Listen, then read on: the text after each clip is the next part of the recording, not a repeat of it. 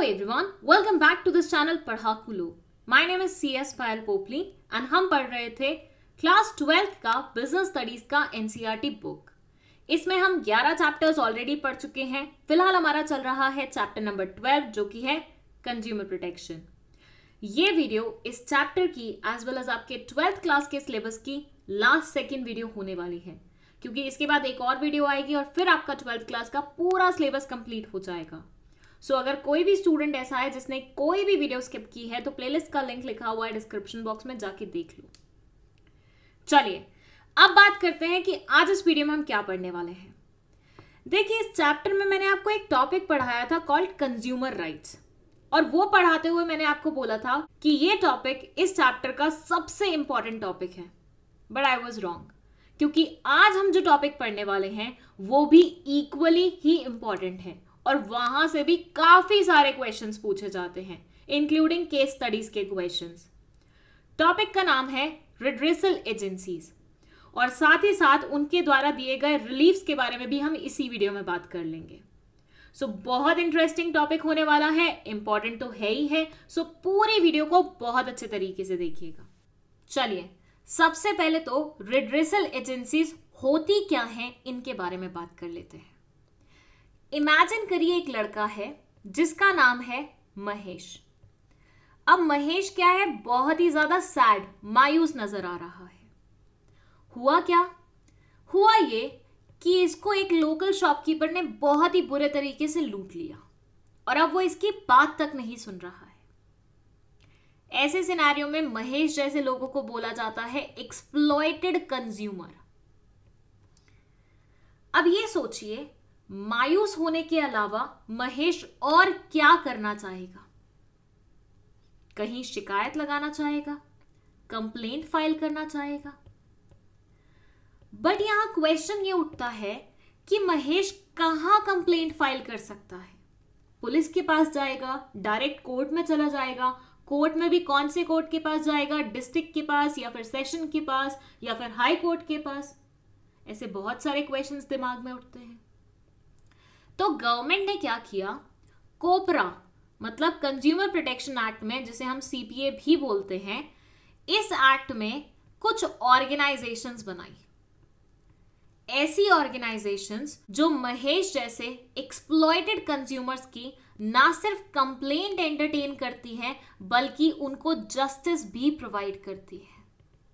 फिर क्वेश्चन आके वहीं खड़ा हो गया कि रिड्रेसल एजेंसी क्या है इसमें।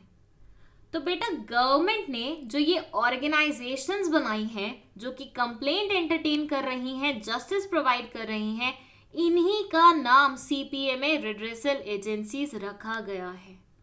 और कोपरा एक्ट में एक नहीं, दो नहीं, बल्कि पूरी तीन रिड्रेसल एजेंसीज बनाई गई हैं। पहली का नाम है डिस्ट्रिक्ट कमीशन, दूसरी है स्टेट कमीशन और तीसरी है नेशनल कमीशन। अब यहां से एक डाउट और अराइज होता है कि भाई तीन बनाने की क्या जरूरत थी? और ऐसे मानिए कि महेश जैसा इंसान जो कि ऑलरेडी बहुत ज्यादा मायूस है, डीमोटिवेटेड है, हारा हुआ, थका हुआ महसूस कर रहा है, वो एग्जैक्टली जाएगा कौन सी तरफ? मतलब बेचारे को यहां पे भी इंकी पिंकी पोंकी करना पड़ेगा कि किसमें जाऊं, उसमें जाऊं, उसमें जाऊं। तो आंसर है नहीं। हर फर्म को, हर रिड्रेसल एजेंसी को अप्रोच करने का एक तरीका होता है। क्या तरीका है, आइए समझते हैं। इमेजिन करिए ये एक इंसान है जिसका नाम है अभी। अभी ने भी क्या किया, गुड्स परचेज किए और सारे के सारे गुड्स डिफेक्टेड निकले। कितने के गुड्स? पूरे 80 लाख के। तो ऐसे सिनेरियो में अभी जब कंप्लेंट लेके जाएगा तो वो जाएगा डिस्ट्रिक्ट कमीशन के पास। सेम सिनेरियो फिर से हुआ, लेकिन इस बार दूसरे इंसान के साथ। इस इंसान का नाम है तभी। तभी ने भी गुड्स परचेज किए लेकिन सारे के सारे डिफेक्टेड निकले। बट फर्क ये था कि इसने अभी से ज्यादा अमाउंट के गुड्स परचेज किए थे। कितने? फॉर से 5 करोड़ के।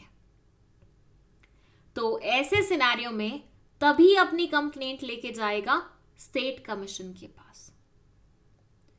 फिर से सिनेरियो रिपीट हुआ इस बार जभी के साथ। जभी से भी सेम गलती हुई, उसने भी ऐसी दुकान से गुड्स परचेज कर लिए जिनका माल हमेशा डिफेक्टेड निकलता था, पर इसने तभी से भी बड़ी गलती की, इसने पूरे 15 करोड़ के गुड्स परचेज किए थे। तो ऐसे सिनेरियो में जभी जाएगा नेशनल कमीशन के पास। अब आपको यहां से हल्का फुल्का अंदाजा तो लग ही गया होगा कि किसी भी रिड्रेसल एजेंसी को अप्रोच करने का तरीका है कि आप देखें कि आपके साथ धोखाधड़ी कितने बड़े अमाउंट की हुई है। अगर आपका केस 1 करोड़ से नीचे नीचे लेवल का है तो आप जाते हैं डिस्ट्रिक्ट कमीशन के पास। वहीं पे अगर आपका केस 1 करोड़ से लेके 10 करोड़ तक का होता है तो आप जाते हैं स्टेट कमीशन के पास।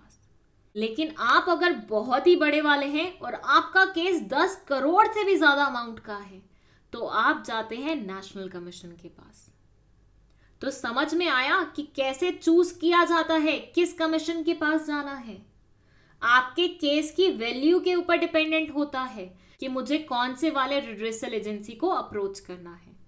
केस 1 करोड़ से नीचे का हुआ तो डिस्ट्रिक्ट कमीशन को, 1 करोड़ से 10 करोड़ का हुआ तो स्टेट कमीशन को, और नेशनल कमीशन को अगर केस 10 करोड़ से ज्यादा अमाउंट का होता है तो। चलिए सबसे पहले बात करते हैं डिस्ट्रिक्ट कमीशन के बारे में। जैसे कि नाम से ही समझ में आ रहा है डिस्ट्रिक्ट कमीशन, मतलब ये हर एक डिस्ट्रिक्ट में पाया जाता होगा। कई बार तो ऐसा होता है अगर किसी डिस्ट्रिक्ट के केसेस ज्यादा होते हैं तो एक से ज्यादा भी क्रिएट कर दिए जाते हैं डिस्ट्रिक्ट कमीशंस। तो केसेस के ऊपर डिपेंडेंट होता है कि उस पर्टिकुलर डिस्ट्रिक्ट से कितने केसेस आ रहे हैं। ये कंज्यूमर्स के सबसे करीब पाए जाते हैं। फॉर एग्जाम्पल, आप भोपाल में रहते हैं और आपके साथ कोई केस हुआ है तो आपको भोपाल के डिस्ट्रिक्ट कमीशन के पास ही जाना है, इधर उधर कहीं नहीं घूमना है।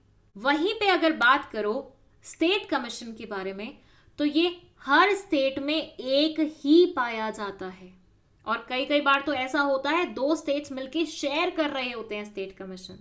मतलब फॉर एग्जाम्पल राजस्थान और हरियाणा दोनों एक स्टेट कमीशन को शेयर कर रहे हैं, ऐसा भी हो सकता है। सो स्टेट कमीशन कम होते हैं in comparison to district commission, और ये कंज्यूमर से थोड़े से दूर हो सकते हैं। रीजन बीइंग जरूरी नहीं है स्टेट कमीशन जहां पे हो आप वहीं पे रहते हो। फॉर एग्जाम्पल एमपी का स्टेट कमीशन मान लीजिए ऐसा है कि भोपाल में है, ठीक है, बट आप रहते हैं इंदौर में। अब डिस्ट्रिक्ट कमीशन को अप्लाई करना होता तो आप इंदौर में कर देते, बट क्योंकि अब यहां पे आपको स्टेट कमीशन को अप्लाई करना है तो you will have to come to Bhopal first. अब बात की जाए नेशनल कमीशन के बारे में तो ये पूरी कंट्री में एक पाया जाता है, मतलब ये और ज्यादा यूनिक है, तो ये कंज्यूमर से और ज्यादा दूर माना जाता है। ऐसे मान लीजिए आप तमिलनाडु में रहते हैं और नेशनल कमीशन दिल्ली में है, तो आपको तमिलनाडु से डायरेक्टली दिल्ली आना पड़ेगा किसी भी केस को हैंडल करवाने के लिए। चलिए लगे हाथ आपको यहाँ पे एक और चीज बता देती हूँ। इमेजिन करिए कि आप अपनी कंप्लेंट लेके डिस्ट्रिक्ट कमीशन के पास गए हैं, लेकिन आप उसके फैसले से खुश नहीं हैं, आपको मजा नहीं आया उसके फैसले में। तो ऐसे सिनेरियो में आपके पास क्या ऑप्शन बचता है?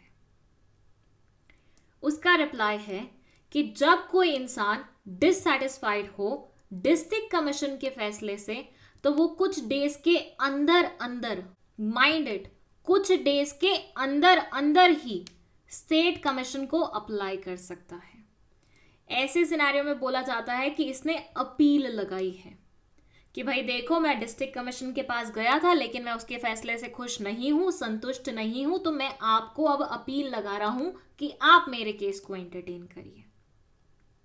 और ऐसा ही सिनेरियो अगर किसी इंसान के साथ स्टेट कमीशन में हो जाए तो वो क्या करेगा? तो वो नेशनल कमीशन के पास जाएगा, लेकिन कुछ डेज के अंदर, मतलब हर सिनेरियो में डेज मेंशन्ड है, आपको उसके अंदर ही अप्रोच करना होगा। ये नहीं कि डिस्ट्रिक्ट कोर्ट का फैसला आया है आज और आप 4 साल बाद स्टेट कमीशन के पास जा रहे हैं, फिर आपकी कोई इसकी सुनवाई नहीं होगी। ठीक है, चलिए अब यहां क्वेश्चन उठता है कि व्हाट इफ आप गए ही सबसे पहले नेशनल कमीशन के पास थे और उनके डिसीजन से आप डिससैटिस्फाइड हैं, तो अब क्या करोगे आप? इसका रिप्लाई है अब आप जाओगे इसके भी बाप के पास, जो कि कौन है, वो है सुप्रीम कोर्ट। बोला जा सकता है ये सबका ही बाप है। तो नेशनल कमीशन से अगर आप डिससैटिस्फाइड हो तो आप जाएंगे सुप्रीम कोर्ट के पास और वहां आपका केस एंटरटेन होगा। तो डिस्ट्रिक्ट कमीशन से डिससैटिस्फाइड जाओगे स्टेट कमीशन के पास, स्टेट कमीशन से डिससैटिस्फाइड जाओगे नेशनल कमीशन के पास, नेशनल कमीशन से डिससैटिस्फाइड जाओगे सुप्रीम कोर्ट के पास। तो यहां जितना समझाने वाला काम था वो कंप्लीट हुआ।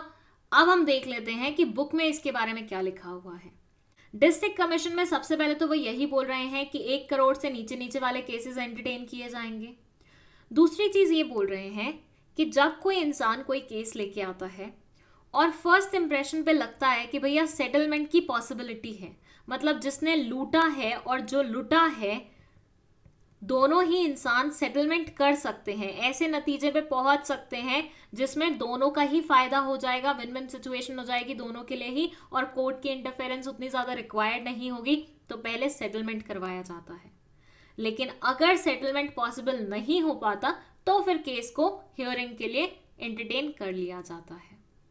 अगर मान लीजिए केस कुछ ऐसे नेचर का है जिसमें गुड्स की टेस्टिंग रिक्वायर्ड है, फॉर से किसी ने बोला है कि जो फूड ये सप्लाई कर रहे हैं वो अच्छी क्वालिटी का नहीं है, जो ड्रिंक ये बना रहे हैं उसमें कीड़े मकोड़े होते हैं या कुछ भी ऐसा, तो ऐसे गुड्स की टेस्टिंग होती है लैब्स में। और फिर लैब्स के जब रिजल्ट्स आते हैं ना, जब रिपोर्ट्स आती है ना, उसके बेसिस पे कोर्ट डिसाइड करता है कि आगे क्या करना है। अगर कोई भी पार्टी डिससैटिस्फाइड होती है डिस्ट्रिक्ट कमीशन के फैसले से तो वो 45 डेज के अंदर अंदर स्टेट कमीशन को अप्लाई कर सकती है, अपील कर सकती है, बोल सकती है कि हमारा केस एंटरटेन करो, हम खुश नहीं हैं। वहीं पे स्टेट कमीशन के बारे में बोला जाता है कि ये स्टेट कैपिटल में पाई जाती है यूजुअली, मतलब जैसे अगर मान लीजिए एमपी की बात करें तो भोपाल में पाई जाएगी, ठीक है। ये केसेस एंटरटेन करती है जो कि 1 करोड़ से 10 करोड़ तक के होते हैं। और अगर कोई इंसान सेटिस्फाइड नहीं है इनके फैसले से तो वो नेशनल कमीशन के पास जा सकता है 30 दिन के अंदर अंदर। Mind you guys, national commission के पास जाना 30 दिन के अंदर अंदर करना पड़ेगा, वेयर एज यहाँ पे स्टेट कमीशन के पास जाना 45 डेज के अंदर कर सकते थे।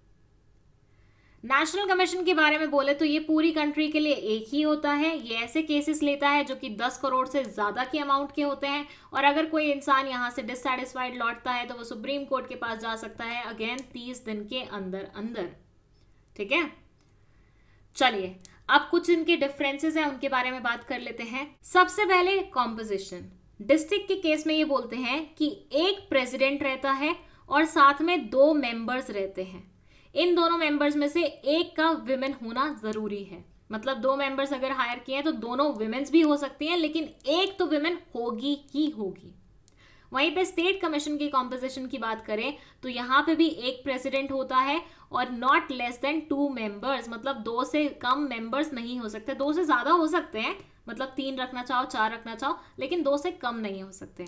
अगेन यहाँ पे भी एक विमेन मेंबर होना जरूरी है। थर्ड में ये बोलते हैं कि यहाँ पे भी एक प्रेसिडेंट होगा, लेकिन यहाँ पे मिनिमम 4 मेंबर्स रखने पड़ेंगे जिनमें से एक विमेन होगी ही होगी। प्रेसिडेंट कौन हो सकता है? डिस्ट्रिक्ट कमीशन के केस में एक ऐसा इंसान जो कि या तो डिस्ट्रिक्ट कोर्ट में एट प्रेजेंट जज है या फिर जज रह चुका है, मतलब वर्किंग और रिटायर्ड, या तो पहले काम कर चुका है या अभी काम कर रहा है। कहाँ पे? डिस्ट्रिक्ट कोर्ट में। वो डिस्ट्रिक्ट कमीशन का प्रेसिडेंट बनने लायक होता है।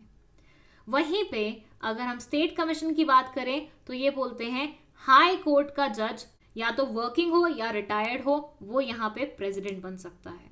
और वही चीज सुप्रीम कोर्ट के जज के बारे में बोली जाती है अगर नेशनल कमीशन की बात होती है। तो अगर प्रेसिडेंट की अपॉइंटमेंट के बारे में बात होती है तो ये बोलते हैं कि डिस्ट्रिक्ट कमीशन के केस में स्टेट गवर्नमेंट अपॉइंट करती है, वो भी एक सिलेक्शन कमेटी के रिकमेंडेशन पे।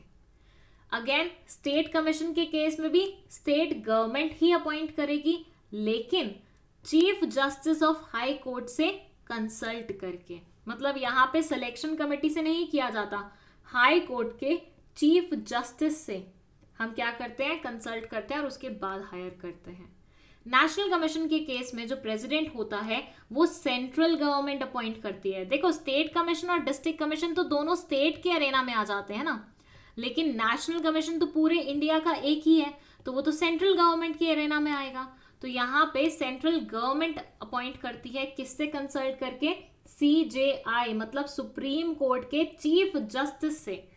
सुप्रीम कोर्ट के जो चीफ जस्टिस होते हैं उनको चीफ जस्टिस ऑफ इंडिया भी बोला जाता है, उनसे कंसल्ट करके यहाँ पे प्रेसिडेंट की अपॉइंटमेंट होती है। चलिए, यहाँ पे रिड्रेसल एजेंसीज के बारे में सारी इंफॉर्मेशन कंप्लीट होती है।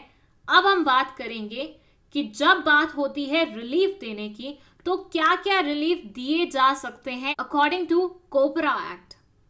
फर्स्ट है to remove the defect in goods और डेफिशिएंसी इन सर्विस।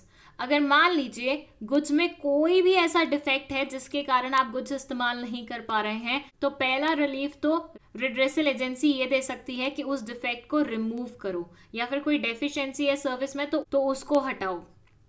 सेकेंड है to replace the defective products. अगर मान लीजिए कोई मशीन मैंने खरीदी थी, वो डिफेक्टिव निकली है, तो अब नई मशीन मुझे इसके प्लेस पे दो।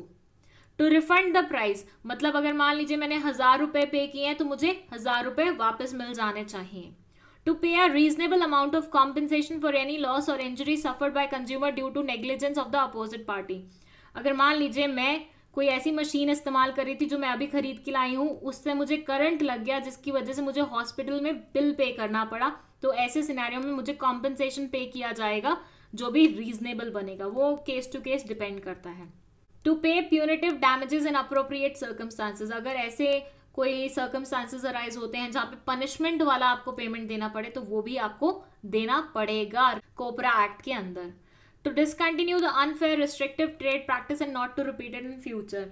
मतलब इंसान को जिसने भी गलत काम किया है वो गलत काम छोड़ देना चाहिए, उसके बाद लाइफ में कभी नहीं करना चाहिए। ऐसे गुड्स नहीं बेचने चाहिए जो कि हजार्डस हों, मतलब किसी की भी हेल्थ खराब कर सकते हो, सेफ्टी का कंसर्न पैदा कर सकते हो। हजार्डस गुड्स को सेल से हटा देना चाहिए, विड्रॉ कर लेना चाहिए, और ऐसे गुड्स बनाने ही नहीं चाहिए जो कि किसी भी इंसान को हार्म कर सकते हो। And that's it. ये वीडियो यहीं पे कंप्लीट होता है। आई होप आपको ये बहुत अच्छे तरीके से समझ में आया। अगर कोई भी डाउट है आप कमेंट सेक्शन में पूछ सकते हैं। विद दैट, अगर आपको 12th क्लास के नोट्स चाहिए तो वो आप ले सकते हैं व्हाट्सएप पे इंक्वायर करके। Let me tell you guys, notes paid रहेंगे। ये मैं बहुत ही स्पेसिफिकली मेंशन कर रही हूँ क्योंकि काफी सारे स्टूडेंट्स आते हैं व्हाट्सएप पे, और जब उनको बताया जाता है कि नोट्स पेड हैं तो उनका अजीब सा चेहरा बन जाता है, एंड देन उसके बाद वो रैंडम रिप्लाईज करने लग जाते हैं। भाई अब कहीं ना कहीं से तो हम भी कमाएंगे ना, मेहनत करिए नोट्स के लिए। सो नोट्स पेड रहेंगे, ये फ्री में नहीं मिलने वाले हैं। अगर वीडियो पसंद आई है तो लाइक का बटन दबा दीजिए, इसे अपने दोस्तों के साथ शेयर कर दीजिए और चैनल को भी सब्सक्राइब करते हुए जाइएगा। That's it. Thank you so much for watching this video.